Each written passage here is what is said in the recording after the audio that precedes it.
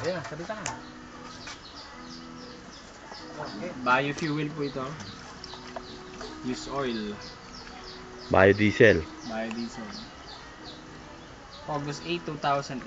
15 liters po yung sinalin sa Tamaraw FX.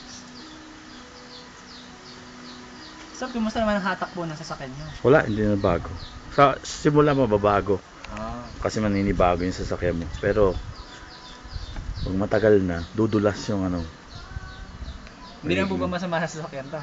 Hindi.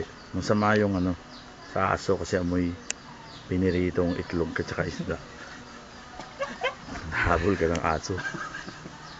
Taas mo nga lang sa konti para makita. Ayan po yung biofuel.